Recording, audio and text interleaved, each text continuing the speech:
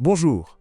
La Peugeot 308 était équipée de moteurs essence de 1, 4L, 95 chevaux, 1, 6L, 120 chevaux et 1, 6L turbocompressé, 140, 150 et 175 chevaux. Les turbodiesels sont représentés par des moteurs de 1, 6L, 90 et 109 chevaux, et 2, 0L, 136 chevaux.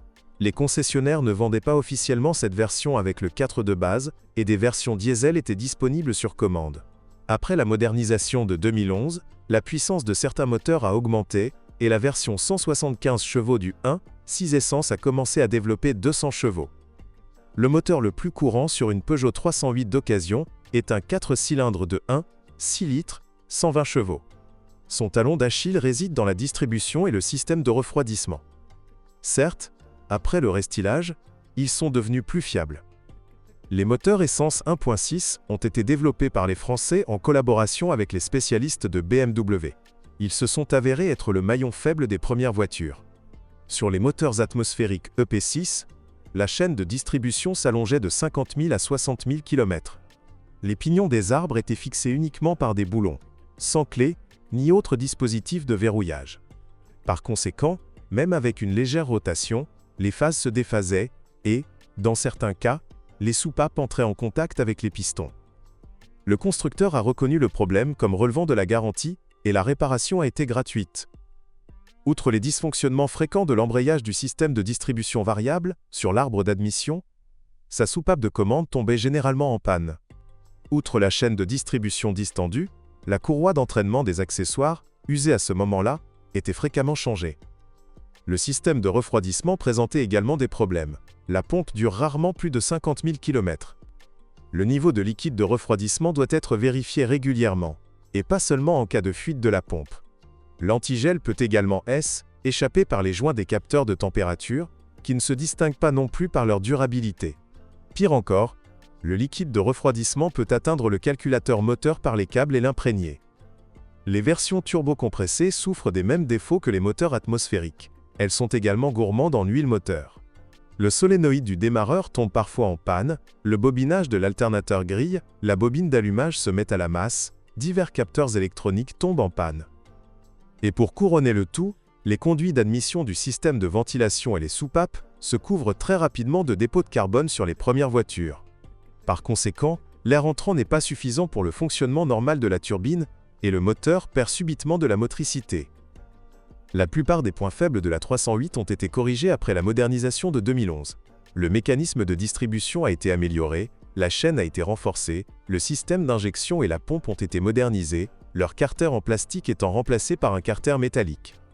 Cependant, pour que les moteurs des séries EP6 et EP6DT puissent fonctionner aussi longtemps que prévu, soit entre 250 000 et 300 000 km, il est nécessaire d'utiliser des huiles synthétiques et de faire le plein d'essence de haute qualité dans des stations-service fiables. Il y a un hic ici aussi. Il s'agit de la boîte automatique 4 rapports AL4. Il semblerait que seuls les paresseux n'aient pas remarqué ces dysfonctionnements. Mais les Français, avec une persévérance enviable, continuent d'installer cette transmission sur leur modèle. De plus, la transmission automatique est régulièrement mise à niveau, ce qui, en général, n'affecte pas beaucoup sa durabilité.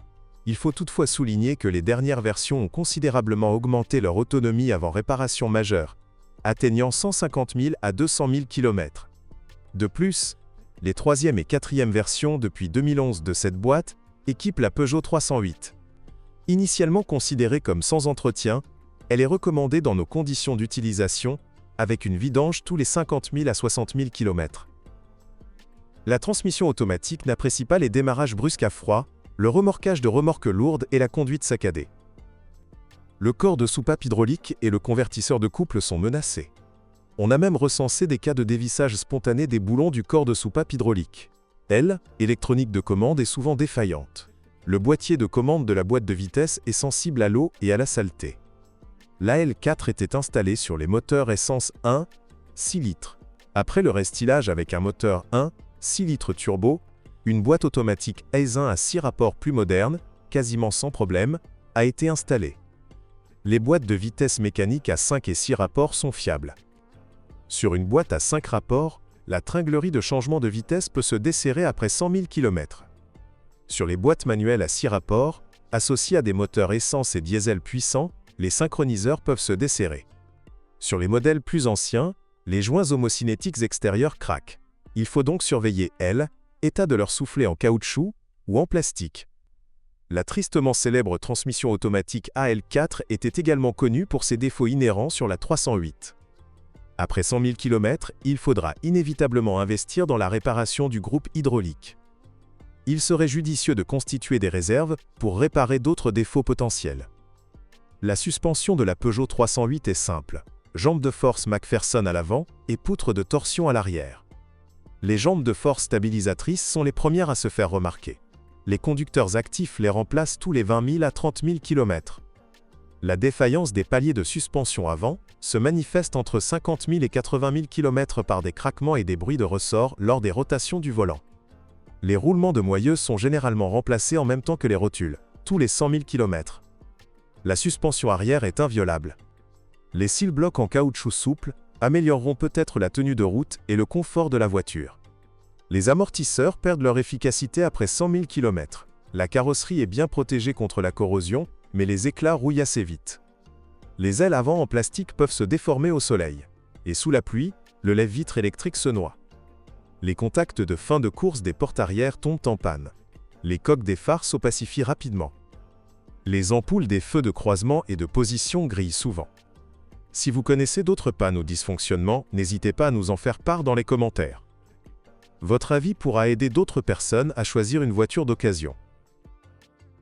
Bonjour les amis, vous cherchez une voiture d'occasion, vous devez prêter attention au site web carm.pro. Carm.pro est grand catalogue de voitures, moteurs, boîtes de vitesse. Et le meilleur, c'est que vous pouvez trouver des informations sur les pannes de n'importe quelle pièce, complètement gratuit. Allez sur le site web carm.pro et découvrez tous les éventuels points faibles des voitures d'occasion.